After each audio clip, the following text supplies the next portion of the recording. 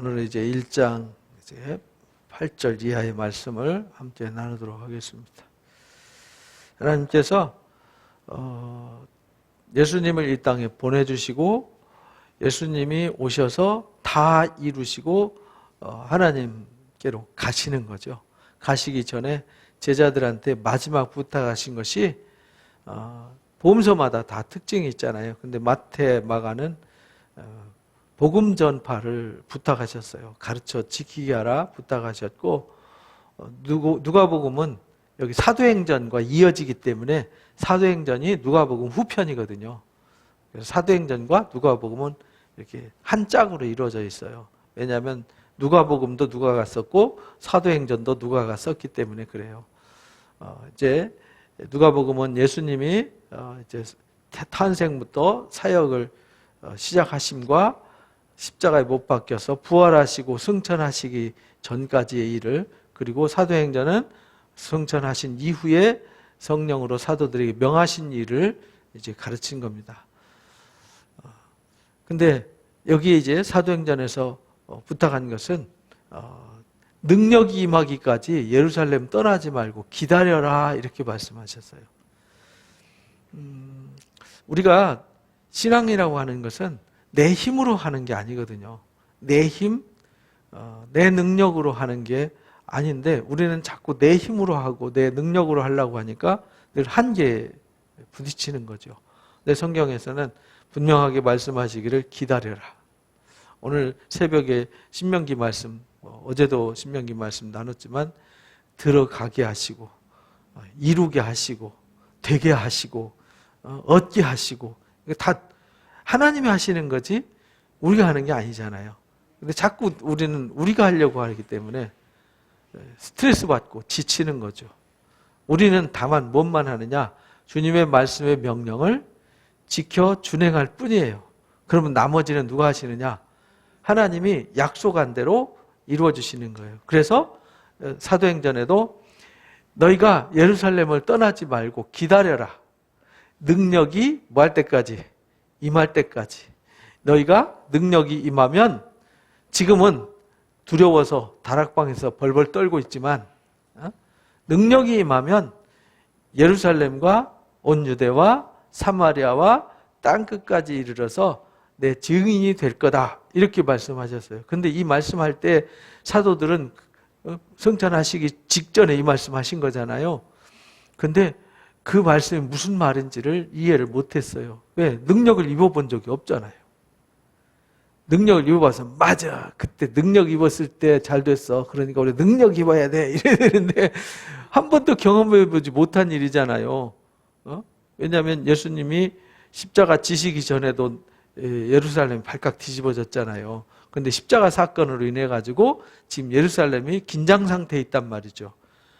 왜냐하면 예수님이 부활했다는 것도 예수님을 도둑질해 갔다, 예수님 시신을 훔쳐가가지고 부활했다고 꾸미는 거다, 이런 소문을 내는 상태였잖아요. 마태복음 28장에서 우리가 배웠잖아요. 그리고 그 이전에 또 다른 소문이 있어서 성경이 기록되지 않았지만 예수님이 기절했었다. 기절했는데 잠깐 무덤에 있다가 나와서 부활했다고 속이는 거다. 아니다, 제자들이 환상을 본 거다 해가지고 세 가지 그때 당시에 루머가 떠돌고 있었어요. 그래서 예수 믿는 사람들을 잡아가지고 예수님처럼 혼내주려고 아주 로마 당국과 지금 대제사장과 그 아류들이 지금 초긴장 상태죠. 왜? 예수님이 부활하실 거라고 경고를 했거든요. 3일 만에 살아날 거다. 그래서 살아나지 못하도록 군인들을 두 겹, 세 겹으로 지키게 한 거거든요. 왜냐하면 진짜 살아나면 큰일이니까. 살아있을 때도 대단한 역사를 하셨는데 이제 살아나서 부활하신 모습을 보여주면 난리다, 그래가지고 지키고 지켰는데 그것을 뛰어넘어 부활하셨잖아요. 그리고 제자들과 40일 동안 동행하셨어요. 그 사실이 이제 일반인한테 알려지면은 이제 대제사장은 이제 끌어내려지는 거죠. 감춰야 되는 거죠. 로마 당국도 난리 나는 거죠. 신의 아들을 십자가에 못 박았으니. 그래서 초긴장 상태에 제자들도 똑같이 예수님처럼 잡아 끌려가서 징계당하고 십자가에 못 박힐까 봐 두려워서 대책회의를 하다가 갈릴리로 갔던 거잖아요. 갈릴리로 갔다가 거기서 주님 만나 뵙고 가서 예루살렘으로 가라 해서 예루살렘 와서 지금 말씀을 듣고 감람산에서 예수님은 승천하시고 예루살렘 맞은편 산 감람산에서 승천하시고, 그래서 거기에 감람산에 가면 승천돔이 있어요. 승천 기념교회가 있어요. 근데 지금 예루살렘은 지금 제자들이 와가지고 세족식하고 성찬식을 했던 마가의 다락방에 지금 모여 있는 상태죠. 그래서 8절의 말씀, 이 말씀을 마치시고 보는 데서 올려져 가셨더라. 이렇게. 성령이, 능력이 임할 때까지 기다려라 했는데 능력이 임하면 권능을 받는다. 그래서 예루살렘, 유대, 사마리아 땅까지 내 증인이 되리라 하고 이 말씀을 마치시고 이제 승천하시는 거죠. 감람산에서. 이제 승천하실 때 구름이 가려 더 이상 예수님이 보이지 않았어요. 여기서 구름이 가려졌다 이러니까 우리는 이 축축한 수증기 구름만 생각하잖아요. 엘리야가 승천할 때도 바람과 구름이 역사했잖아요. 병거 타고 이렇게 승천한 걸로 등장하고, 하나님이 시내산에 강림하실 때도 흑암이 뭐냐면 검은 구름이잖아요. 검은 막 구름이 막 일어나고 무시무시한 번개가 일어나고 막 지진이 일어나고 막 불이 막 거기서 일어나고 막 이랬잖아요. 하나님의 강림하는 현상이 자연 현상을 이렇게 보여준 건데 그 속에는 하나님이 안 계셨더라 이렇게 말씀하시잖아요. 하나님은 어디 계셨냐면 세면 음성 가운데 있었더라. 근데 모세에게 나타났던 하나님도 그 막 흑암이 충천하고 막 무시무시한 구름과 막 지진이 일어나고 이럴 때 사람들은 거기 계셨는데 사실은 그 가운데 계신 것이 아니라 모세와 대면하셔서 말씀 가운데 계셨어요. 그래서 말씀만 하셨어요. 그러니까 우리는 자꾸 본질은 잃어버리고 자꾸 주변 현상에 자꾸 눈이 돌아간단 말이죠. 예수님이 승천하실 때 주변에 어디로 갔느냐, 동쪽으로 올라가셨냐, 서쪽으로 올라가셨냐, 뭐 타고 올라가셨냐, 뭐 이런 것만 생각하잖아요. 그러니까 올라가셨다라는 말은 어떤 의미로 여기서 가르친 거냐면 하늘이라니까 우리는 스카이를 생각하잖아요. 예수님이 스카이로 가신 것이 아니라 차원이 다른 곳으로 올라가신 거예요. 물질에서 비물질계로 올라가신 거죠. 물질 세계에서 쉽게 말하면 예수님이 어디서 오셨죠? 우주 밖에서 오신 거잖아요. 만물 위에 계셨잖아요. 그래서 만물이 있기 전부터 예수님이 계셨다. 요한복음 1장에 태초에 말씀이 계셨는데 이 말씀이 하나님과 함께 계시다가 그 말씀이 우리 가운데 나타나신 바가 되었잖아요. 이 말씀이 하나님이라고 그랬잖아요. 근데 이 태초에 이 모든 창조물도 다 그 말씀에 의해서 창조되었고 이 만물이 있기 전에 예수님이 계셨어요. 그래서 이제 골로새서 1장에도 그 말씀을 이제 우리에게 가르쳐 주셨어요. 그러니까 만물이 있기 이전에 계셨던 그 곳, 거기서 오셨어요. 그래서 요한복음 3장은 예수님 만물 위에 계셨다. 그래서 만물 위로부터 오신 자가 있고 땅에서 난 자가 있어요. 그러니까 우리는 아담 하와 밑에서 태어난 사람들은 모두 다 어디서 태어난 거죠? 땅에서 태어났어요. 그러니까 땅에서 태어났기 때문에 만물 위로부터 오신 자를 볼 수 없고 알 수 없고 깨달을 수 없어요. 근데 만물 위로부터 오신 자는 하나님의 말씀을 한다라고 이제 구분을 해놨어요. 하나님께서 말씀을 주어서 보냈기 때문에 하나님 말씀을 한다. 왜냐하면 그에게 하나님이 성령을 한량없이 부어주시기 때문이다. 요한복음 3장에는 그렇게 정의를 내려줬어요. 그러니까 예수님이 어디로 가셨냐면 만물 위에서 육신을 입고 오셨다가 이제 십자가에 못 박혀 죽으시고 부활의 새 몸을 입고 만물 위로 다시 올라가셨다라는 뜻이지 물질 세계의 저 공중의 대기권으로 올라가셨다 그런 뜻이 아니라는 겁니다. 근데 우리는 대기권만 쳐다봐요. 그러니까 뭐라고 그러냐면 올라가실 때 제자들이 자세히 하늘을 쳐다봐요. 하늘을 쳐다보는데 자세히 보는 거죠. 하늘 어디로 가셨나, 얼마큼 올라가셨나, 뭐 로켓포 쏘올린 것처럼 이제 어디로 가시나 쳐다보고 있는데, 자세히 하늘을 쳐다보고 있는데 흰 옷 입은 두 사람이, 천사들이 나타나서 뭐라고 그러냐면, 갈릴리 사람들아 어찌하여 하늘을 쳐다보냐. 이 갈릴리 사람들이 제자들이잖아요. 갈릴리 바다에서 그 요한복음 21장에 153마리 물고기 잡았던 사건, 그리고 생선 꼬먹었던 사건이 있잖아요. 그리고는 그들이 여기 지금 예루살렘으로 온 거잖아요. 너희 가운데 하늘로 올려졌지, 어디 하늘로 이렇게 구름 타고 올라가신 게 아니에요. 하늘로 올려지신 예수는 하늘로 가심을 본 그대로 오시리라. 하늘로 간 모습 그대로 오신다는 말은 구름 타고 이렇게 손오공처럼, 손오공이 구름 타고 다니죠. 예수님이 손오공처럼 이렇게 오신다는 뜻이 아니에요. 올라가실 때에 만물 밖에서 오셨어요. 만물 밖에서 오셨다가 만물 위로 다시 가셨잖아요. 그것처럼 다시 그렇게 오신다, 이런 말이죠.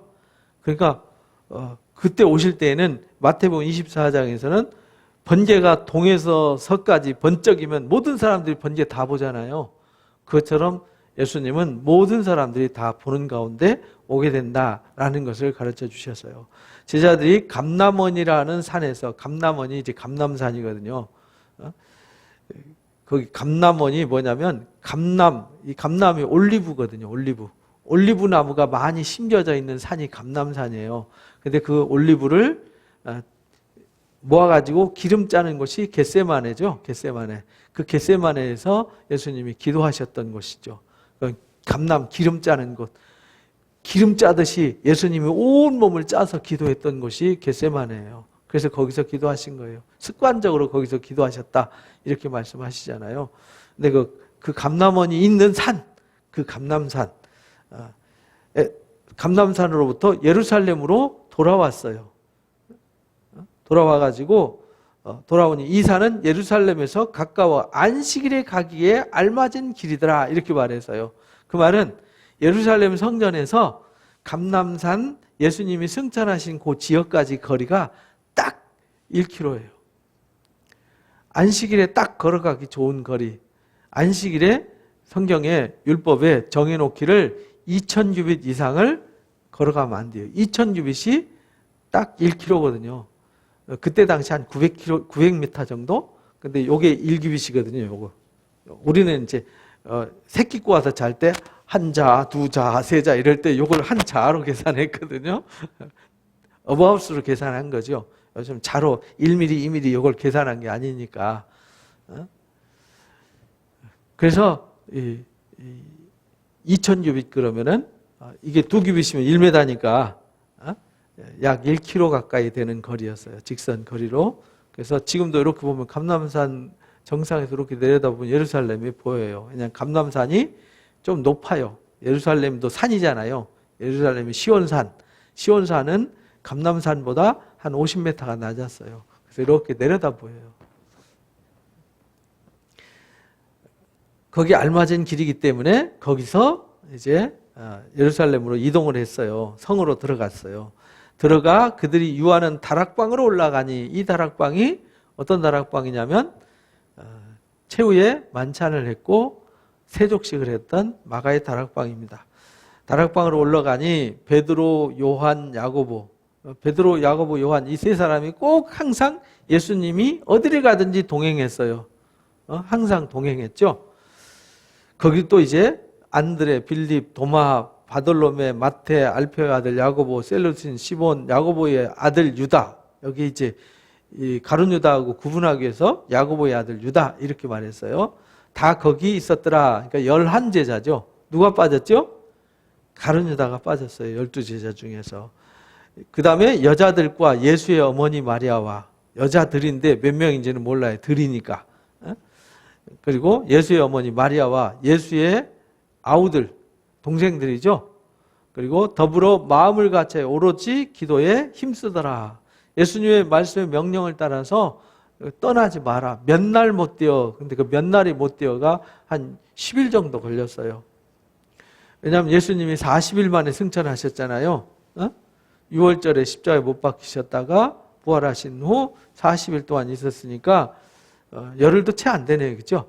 50일 오순절에 예수님이 성령 강림 사건이니까 6월절 이후 한 열흘 정도 되네요. 열흘 정도 마음을 같이 해서 기도했어요. 그러니까 열흘간 기도회를 한 거죠. 한 8일에서 10일 정도 모여서 기도를 했어요. 모인 수의 무리가 약 몇 명이었죠? 120명이었어요. 그러니까 120명이 들어가는 다락방이에요. 우리는 다락방 그러면 어떻게 생각해요? 조그만하게 한두 명 들어가면은 기어 들어가는 거잖아요. 이렇게 올라가서 사다리 놓고 올라가서 이 천 정도 낮아요. 그죠? 낮아가지고 거기다 이렇게 우리 살림살이 집어넣고 이랬었잖아요. 그런 다락방이 아니고 마가의 다락방은 2층 집을 말하는 겁니다. 2층 집. 2층 집인데 마가의 집이 부자였어요. 120명이 들어갈 정도의 건물이면 상당히 큰 건물이거든요. 여기 우리 120명 꽉 서 있어야 여기 120명 들어오잖아요. 근데 앉아서 그들이 이제 기도할 정도 되면은 살림하는 방까지 치면 굉장히 큰 집이죠. 부잣집이에요. 예루살렘 시가지에 그 정도 집이면 큰 집이거든요. 그때에 베드로가 그 형제 가운데 일어서서 설교를 합니다. 이게 베드로 사도의 첫 번째 설교예요. 예수님이 승천하시고 예루살렘 교회 수장이 되어가지고 첫 번째 설교를 합니다. 형제들아, 성령이 다윗의 입을 통하여 예수 잡는 자들의 길잡이가 된 예수를 가리켜 미리 말씀하신 성경이 응하였으니 마땅하도다 라고 외칩니다. 그러니까 다윗의 말씀을 통해서 시편의 말씀이 응했다는 거죠. 이 사람은 본래 우리 수 가운데 참여해서 그러니까 12사도들 중에서 이 직분을 한 부분을 맡았던 자다. 그래서 가룟 유다가 회계를 담당했어요. 돈을 담당했는데 욕심이 많았어요. 그리고 제자들 중에서 제일 똑똑하고 공부도 제일 많이 했어요. 똑똑하고 공부 잘한다고 좋은 건 아닙니다. 이 사람이 불의의 싹스로 밭을 사고 후에 몸이 곤두박질하여 배가 터져 창자가 다 흘러나왔더라. 자살했어요. 자살했는데 끊어낼 때 떨어지면서 배가 터져가지고 얼마나 많이 먹었으면은 잘 먹고 잘 살았으면 비둔해가지고요. 마치 그 엘리제 사장이 의자에서 넘어질 때 목 부러져서 죽었잖아요. 비둔해가지고. 이 가룟 유다도 욕심이 많아가지고요. 불의의 싹스를 은 30이죠. 근데 그거를 나중에 후회하고 대제사장한테 돌려줬잖아요. 그러니까 가룟 유다도 예수님을 팔 때 예수님이 그렇게 처참하게 채찍 맞고 징계당하고 저주의 십자가에 매달릴 줄 몰랐죠. 만약에 대제사장들이 예수를 잡아서 십자가에 못 박아야 된다. 그러니까 팔아라 이랬으면 안 팔았을 겁니다. 교묘한 수에 넘어간 거죠. 그리고 자기 선생인데 그렇게 처참하게 저주의 십자가에 매달도록 팔지는 못하죠.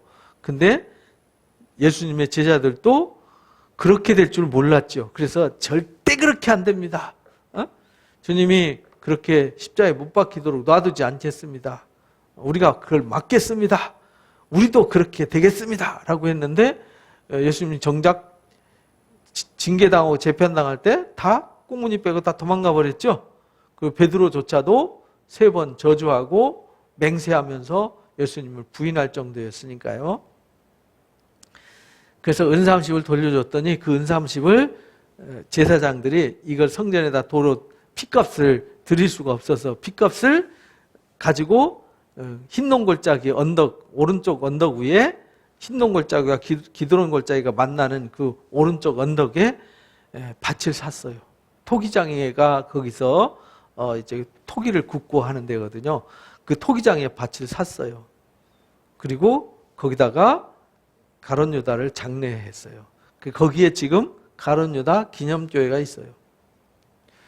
몸이 곤두박질해 배가 터져서 죽었죠. 이 일이 예루살렘에 사는 모든 사람들에게 다 알려져, 다 알아요. 예수님의 제자 중에 한 사람이 자살해가지고 배 터져서 죽었다는 거 다 알아요.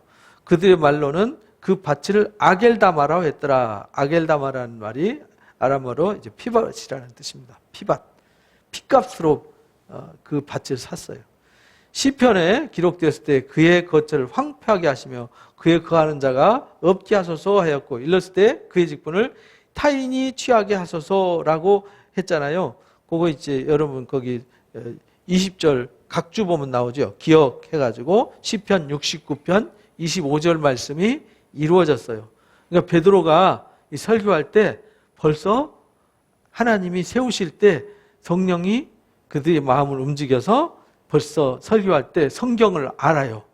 이 하나님의 뜻이 어떻게 이루어졌는지 벌써 설교를 합니다. 이러함으로 요한의 세례부터 우리 가운데 올려가신 예수님이 승천하신 날까지 주 예수께서 우리 가운데 출입하실 때 항상 우리와 함께 다니던 사람 중에 하나를 세워서 증인이죠. 증인.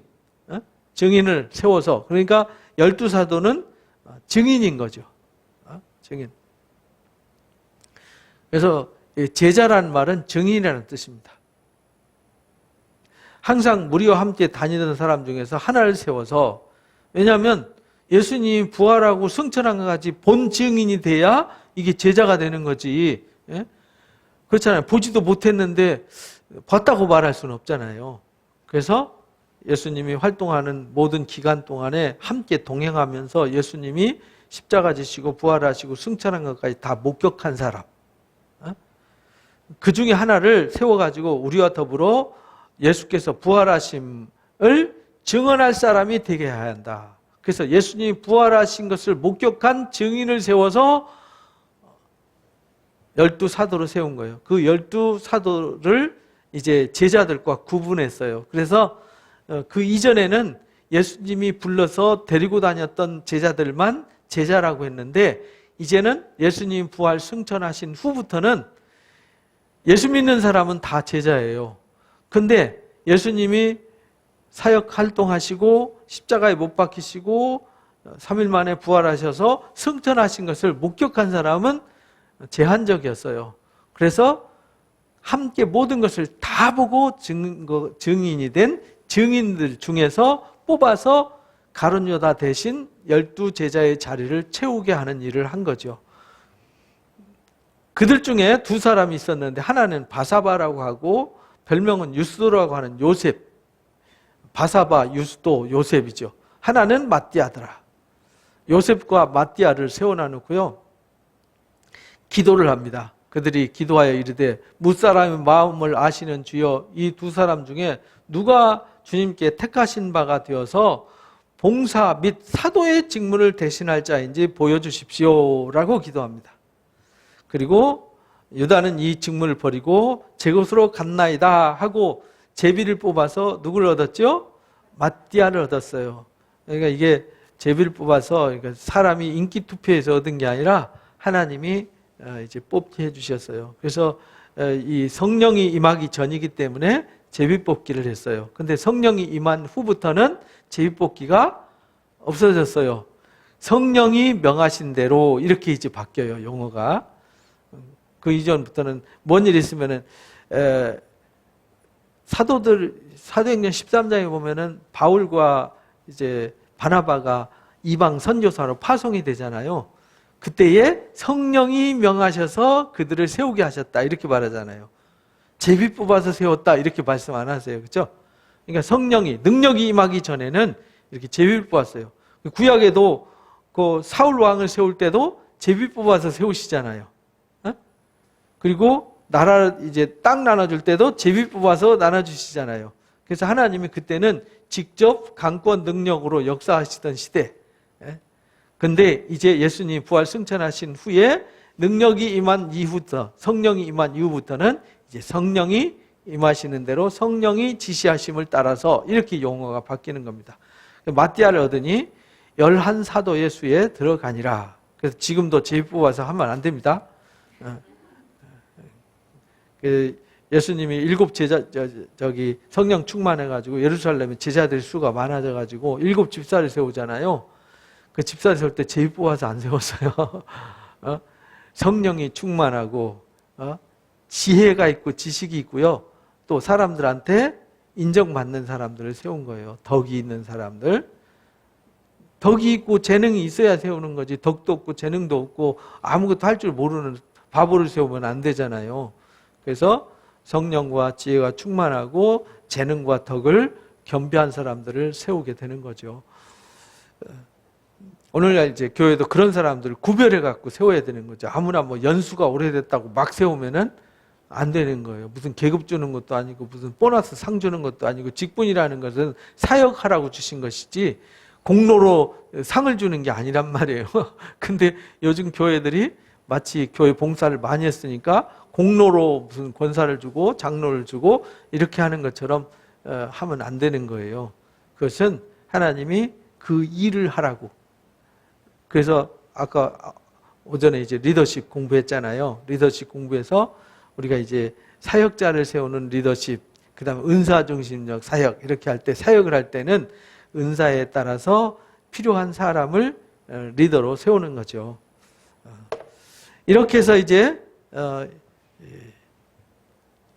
열흘 가까이 기도하면서 이제 오순절이 되었어요. 능력이 임할 때까지, 근데 능력이 임할 때까지 며칠이라고 이제 가르쳐 주셨으면 좋았는데, 그 날을 어느 날로 정했냐면 하나님이 디데이를 정했는데, 그 디데이가 오순절 날로 잡았어요. 근데 왜 오순절일까? 왜 오순절이었을까요? 생각을 좀 해보세요. 그죠? 예루살렘에 오순절 날에는 유대인은 절기가 3대 절기가 있잖아요. 유월절, 오순절, 그 다음에 초막절, 이렇게 3대 절기가 있었어요. 이 유월절은 애굽에서 나올 때 하나님이 그들의 생명을 구속하신 날이잖아요. 그래서 이 구속하신 날을 기념하는 하나님의 사랑을 읊은 시가 아가서예요. 그래서 유대인들은 유월절에 아가서를 읽어요. 오순절은 두 가지 의미가 있어요. 첫 번째는 이 오순절 날에 율법을 받았다, 이렇게 유대인들은 가르쳐요. 그래서 율법을 받은 날, 말씀의 언약이, 쉽게 말하면 시내산에서 언약 받은 날이죠. 쉽게 말하면 시내산 언약 기념일이에요. 율법을 받은 언약 기념일.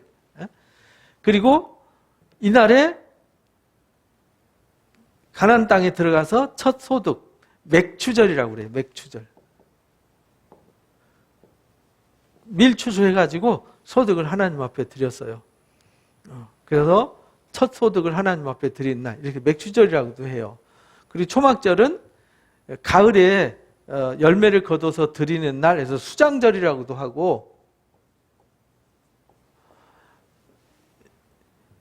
광야 40년을 잊지 말라고 초막을 지어놓고, 쉽게 말하면 장막을, 텐트 쳐놔놓고, 텐트를 지어놓고 지키는 절기다 해서 장막절. 장막절, 초막절 같은 말입니다. 초막은 나뭇가지 꺾어놓고 그 그늘 밑에서 절기를 지켰는데, 나뭇가지가 없을 때 광야에서 지킬 때는 장막절이었어요. 근데 가나안 땅 정착해서 나뭇가지가 있으니까 나뭇가지 꺾어놓고 거기서 초막을 지어놓고 절기를 지켰어요. 지금은 이제 나뭇가지 꺾어 안 넣어놓고 지금 이렇게 천으로 해가지고 유월절 지키더라고요. 그 3대 절기인데 왜 하나님이 오순절을 택하셨을까? 예수님이 십자가 지신 때가 이때잖아요. 그죠?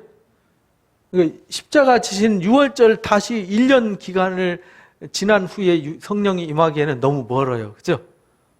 그때까지 기다리기까지는 제자들이 바로 이제 복음의 증인이 돼서, 부활의 증인이 돼서 복음을 전해야 되는데, 그래서 가장 가까운 시기가 오순절이었어요. 가을까지, 초막절까지 기다리기도 너무 길어요. 왜냐하면 그때까지 견디고 그때까지 준비하기까지는 너무 시간도 길었고, 그리고 이 오순절은 우리 달력으로, 유대인들은 우리 달력과 달라요. 유대력으로 하는 거거든요. 유대력은 출애굽을 원년으로 치잖아요. 출애굽 원년. 출애굽 원년이 2월절이 기준이에요. 1월 14일 날이 6월절이잖아요. 유대력, 그래서 이때를 니산월 또는 아비벌 이렇게 말해요. 아비벌 첫째 달, 이게 첫째 달이에요. 첫째 달 6월절이거든요. 그러니까 첫째 달이 충분히 끼고 충분히 있어야 돼. 충분히 지나고 나서 이제 우리도 부활절을 그렇게 계산하죠. 충분히 낀 달. 여기 이제 6월절이 충분히 낀 3월 달에 지나서 이제 음력 유대력으로 태음력이에요. 태음력 1월 14일이니까 4월 달쯤 되는 거죠. 3월 때로는 이제 윤달이 끼고 안 끼고 따라서 약간 유동적이에요. 유동적인데 달력이 어떤 때는 6월절이 뭐 4월 말에도 오기도 하고 3월 말에 오기도 하고 유동적이에요. 어쨌든 봄이에요. 그 봄. 봄이면은 전 세계에서 다 모여들어야 되잖아요. 절기 지키기 위해서 전 세계에서 다 모여들어요. 뭐 로마에서 저기 이란 페르시아 땅에서 이라크 땅에서 아르메니안 땅에서 또 터키 땅에서 북아프리카 리비아라든지 알제리라든지 튀니지라든지 뭐 이집트라든지 뭐 구브로 섬이라든지 그리스 마케도니아 이런 데서 다 모여야 된단 말이에요. 전 세계에서 다 모여들려면은 거기서 예루살렘까지 절기 지키러 오는 기간이 가장 먼 거리는 5개월 걸려요. 절기 하나 지키려고 5개월 오면은 갈 때 5개월이면 얼마나 걸려요? 1년. 가까운 데서 오는 게 2, 3일이고요. 그 동네에서 예루살렘에서 유다 땅 뭐 저쪽 사마리아 땅 갈릴리 지방에서 오면은 보통 빨리 와도 3, 4일이란 말이에요. 그 일주일 걸린다고 봐야죠. 왜냐면 가족들 데리고 보따리 싸들고 준비하고 오니까 계속 오기만 하지 않잖아요. 오다가 쉬었다가 이렇게 되니까 보통 3, 4일 이상 걸린단 말이죠. 가까운데도 거기다가 그 나라 땅 벗어나면은 최소한 보름 한 달, 2달, 3달, 한두 달은 기본이고요. 2, 3달 이상 걸어서 와야 되는 거리란 말이죠. 지금처럼 자동차가 있는 게 아니고 좀 부자고 돈 있으면 말 타고 나귀 타고 오지만 아니 대부분이 다 걸어서 온단 말이죠. 이거 엄청난 거리죠. 그러니까 절기 지키러 오는 사람들은 어떤 사람들일까요?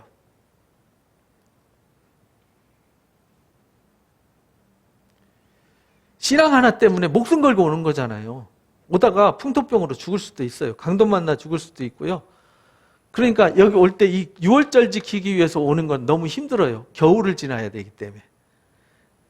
몇 개월 걸려서 멀리서 오는 사람들은 그 눈폭풍을 뚫고 오기가 힘들어요. 그래서 제일 많이 찾아올 때 절기가 6월절이었는데 이건 유대인데 가까운 지역에 있는 사람 많이 오고 먼 지역에서 오는 사람들은 주로 언제 올까요? 오순절이 제일 좋아요. 날씨도 좋고 오순절이면은 여기가 3, 4월 달이면 여기 이제 5월 달이 되는 거잖아요. 5월 달. 50일 후에니까. 그러니까 엄청 좋은 시기죠. 오기 좋은 시기. 근데 여기는 장막절은요. 그 더위를 무릅쓰고 여름을 지나야 되기 때문에 쉽지 않아요. 그래서 장거리, 먼 거리에서 여행하기 제일 좋은 데가 오순절이에요. 그리고 지중해를 건너려면은 겨울에는 배가 안 떠요. 그래서 사도 바울이 겨울에는 배가 안 뜨는데 그 크레타 섬에 라시아 항에서 좀 묵고 가려고 하다가 광풍 만나가지고 표류해가지고 멜리데 섬에 도착한 거였잖아요. 그러니까 겨울에는 겨울에는 보통 2달, 3달을 쉬었다가 겨울 지난 뒤에 배가 떴어요. 그러니까 여기 먼 거리에서 오려면은 바다를 지나야 되니까 겨울에 오기 힘들었어요.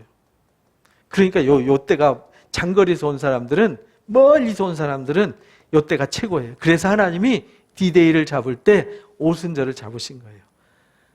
멀리서 오기도 좋고 온 사람들은 몇 개월 동안 여행을 위해서 신앙 하나 때문에 예루살렘 성지 순례 한번 하려고 목숨을 걸고 온 사람들이에요. 신앙 하나 때문에. 생각해 보세요. 여러분들이 평생 한번 하나님의 성전을 찾는다. 어떤 마음으로 가겠어요? 그래서 감람산에 딱 올라가고 저쪽 북쪽에서 오는 사람 라마가 이제 사무엘의 고향이거든요. 라마가 언덕 위에요. 이렇게 보면 예루살렘이 보여요. 예루살렘 성전이 보이고요. 감람산 위에 벳바게에서 딱 넘어가서 올라서 탁 들여다보면 예루살렘 보면서 다 눈물을 쏟았어요. 얼마나 그립고 사모했겠어요. 사모하는 마음으로 옛날에 우리 조상들이 그랬어요. 교회가 없었어요. 교회를 가기 위해서 예배하기 위해서 100km를 걸어 다녔어요. 100km면 여기서 대전거리잖아요. 예배 드리기 위해서 100km를 걸어 다녔다고요. 40km, 80km는 기본으로 걸어 다녔어요. 교회가 없어요. 저희 어머니도 시골에서 교회 가기 위해서 8km를 걸어 다녔어요. 예배 드리기 위해서. 진짜 신앙을 위해서 목숨 거는 거죠. 근데 이 사람들은 그보다 더 했어요. 수천 킬로를 걸어서 절기 지키러 왔어요. 그러니까 신앙 때문에 여기 예루살렘에 여기 오순절에 모여든 사람들이 전 세계에서 모여드니까 구름대같이 모였겠죠. 수십만 명이 모여들었단 말이에요. 왜냐하면 유다와 예루살렘, 사마리아, 갈릴리 지방 사람만 모여도 수십만 명 되잖아요. 그러니까 예루살렘이 사람으로 꽉 차는 거죠. 거기다 해외에서까지 그냥 와가지고 이 해외에서 수많은 사람들이 모였고 유다와 예루살렘, 갈릴리 지방 사람들이 구름대같이 모였어요. 여기에 오순절 날의 이름에 그들이 다 같이 한 곳에 모였더라 이러잖아요. 한 곳에 모여가지고 호련히 하늘로부터 급하고 강한 바람 같은 것이 있어 그들이 앉은 온 집에 가득하더라. 이건 말로 표현한 거죠.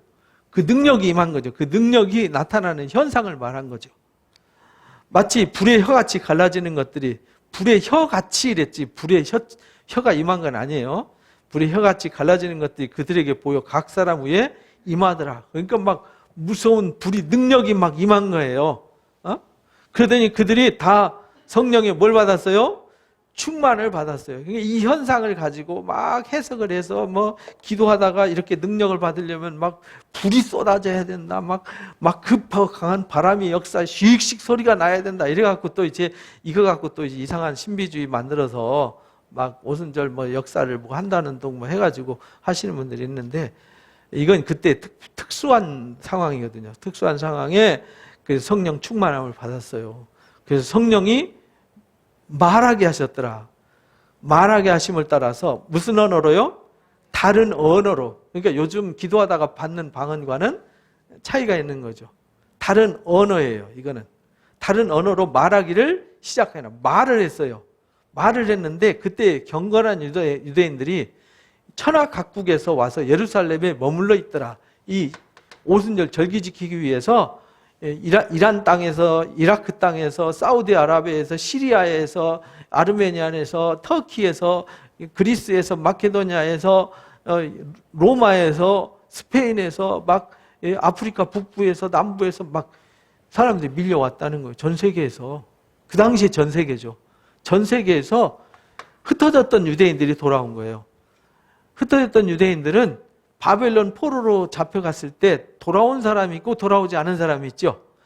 돌아온 사람들은 예루살렘에 머물러 있었고 그 예루살렘에 머물러 있던 사람들도 먹고 살기 위해서 다 흩어졌어요. 또 그리고 그때 남아있던 사람들이 또 전 세계에 흩어졌어요. 그 사람들을 디아스포라 유대인이라고 그래요. 이민자들이죠. 그러니까 남의 나라에서 2세대, 3세대, 4세대, 5세대 산 사람들 돌아오면은 말이 통할까요? 안 통할까요? 안 통해요. 각각 성경도 제대로 못 읽었어요. 각각 자기 나라의 말로 성경을 읽어야 되는 사람들이었단 말이죠. 머물렀더니 이 소리가 나면 큰 무리가 모여서 각각 자기의 방언으로 제자들이 말하는 것을 들었더라. 이렇게 말해요. 자기의 방언. 왜냐하면 페르시아에서 왔어요. 페르시아어를 써야 되잖아요. 이라크에서 왔어요. 그쪽 나라 언어를 써야 되죠. 아프리카에서 왔어요. 그쪽 언어, 터키에서 왔어요. 그쪽 언어를 써야 되잖아요. 근데 외국말을 하는 거예요. 외국말로 복음을 전하는 거예요. 그러니까 자기들이 알아듣잖아요. 저 사람들이 어떻게 외국어를 하지? 이렇게 되는 거예요.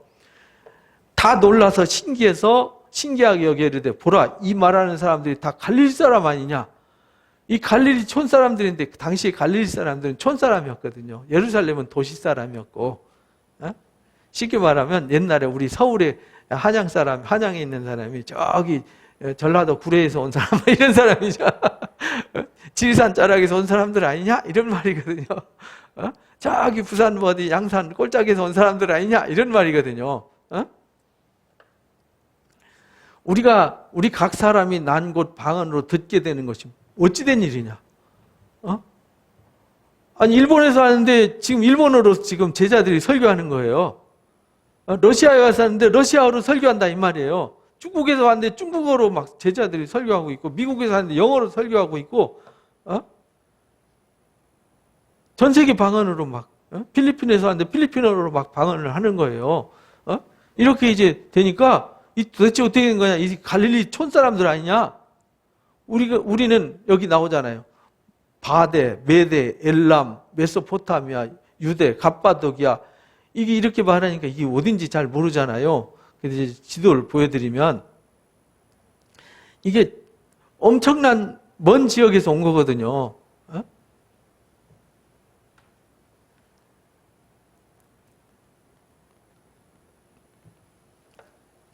이게 전 세계에서 온 거란 말이죠. 여기 예루살렘인데 바데, 메데, 엘람 이쪽은 여기가 이제 이라크란 말이죠. 이쪽은 이제 이라크 북부 지역. 여기 메소포타미아가 이라크 지역이잖아요. 여기 갑바도기아, 터키, 본도, 부르기아, 아시아, 그레데, 로마, 리비아, 여기 애굽, 아라비아 전 세계에서 다 온 거죠. 그러니까 이쪽 바데, 메데, 엘람 쪽에서 오면 여기 5개월, 6개월 걸려요. 여기 터키, 본도 이쪽에서 여기 오려면은 걸어서 오면은 여기 3개월, 4개월 걸립니다. 그렇다 해서 여기 겨울에 못 와요. 배 타고. 배가 안 뜨니까. 이 리비아에서 여기 오는 것도 몇 개월 걸려요. 이렇게 해서 온 사람들이라고요. 엄청나게 사람들이 모였어요. 여기에 그래서 바데, 메데, 엘람, 메소포타미아, 유대, 갑바도기아, 본도, 아시아, 부르기아, 밤빌리아, 애국, 구레네, 가까운 리비아 여러 지방의 사람들과 로마로부터 온 나그네, 유대인과 유대교에 들어온 사람들과 그레데인, 아라비아인 우리가 다 그 지역, 다양한 지역의 사람들의 각 언어로 하나님의 큰 일을 뭐하고 있어요? 말하고 있어요. 그럼 말하는 사람을 알아들을까요? 모를까요? 내가 모르는 말로 막 말하고 있으면 안 되잖아요. 그래서 이제 내가 무슨 말 하는지 알고 있어요. 듣는 사람도 무슨 말 하는지 알아요. 그래 이게 교통이 되는 거지. 소통이 되는 거잖아요. 이 놀라운 역사가 일어나는 거예요. 왜? 하나님이 전 세계에 복음을 전하기 위해서 D-Day를 오순절로 잡았고 오순절에 전 세계에서 다 모여들었어요. 그래서 이들이 디딤돌이 돼서 세계 선교가 시작이 된 거예요. 그게 아니고 그냥 동네 예루살렘에서부터 시작했으면요. 힘들죠. 힘들죠. 저 세계 선교는요. 하나님의 강력한 역사. 그래서 세계의 역사를 말할 때 기독교를 빼놓고는요. 역사 설명이 안 돼요. 중세기와 근대를 설명할 수가 없어요. 기독교 역사 빼면 중세기가 없고 근대가 없어요.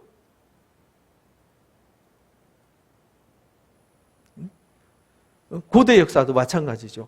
그래서 우리가 각 나라 언어로 이 큰 말함을 듣는 것하고 다 놀라며 당황하여 서로 이르되 이게 어찌 된 일이냐. 서로가 당황해요. 예루살렘에 구름대같이 모인 사람들이 한두 사람이 듣는 게 아니에요.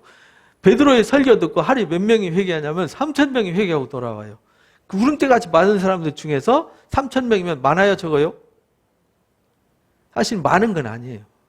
수만 명, 수십만 명이 거의 모여들었는데 3,000명이면 많은 숫자는 아니에요. 우리는 엄청난 걸로 생각하죠. 왜? 우리는 3,000명 만나기도 어렵잖아요. 광화문에다 100만 명 모아놓고 설교하면 3,000명 회개할까요? 왜냐하면 거기는 그 사람들이 신앙 때문에 온 사람들이 아니잖아요. 여기는 신앙 때문에 목숨 걸고 온 사람들이잖아요. 그게 차원이 다른 거죠. 이거를 일반화시키면 안 되는 거예요. 우리도 나가서 막 설교하면 3,000명씩 회개할 겁니다. 그거는 조금 어려운 해석이죠. 왜? 거기 우리 설교 듣는 사람들이 신앙 때문에 전 세계에서 몇 개월 동안 막 목숨 걸고 온 사람들이 아니잖아요.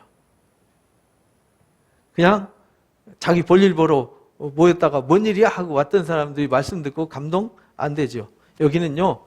신앙 하나 때문에 목숨 걸고 전 세계에서 모여든 유대인들이란 말이죠. 그래서 복음이 시작은 어디서부터 시작해요? 예루살렘 유대인으로부터 시작하는 거예요. 뿌리가 이방인이 아니에요. 그들이 조롱하려 새 술에 취하였다라고 말해요.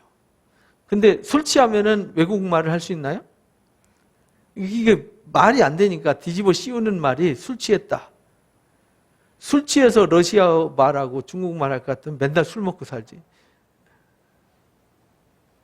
베드로가 설교를 합니다. 베드로가 11사도와 함께 서서 소리 높여 이르되 유대인들과 예루살렘에 사는 모든 사람들아, 유대인들과 예루살렘에 사는 모든 사람, 이게 유대인이잖아, 유대교인들.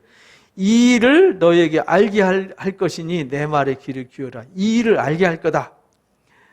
때가 제3시니, 때가 제3시면 아침 9시예요. 너희 생각과 같이 이 사람들의 취한 것이 아니라 유대인들은 아침에 술을 안 먹어요. 우리나라 사람은 아침이나 술 먹었잖아요. 해장술을 했는데 유대인들은 술을 아침에 안 먹어요.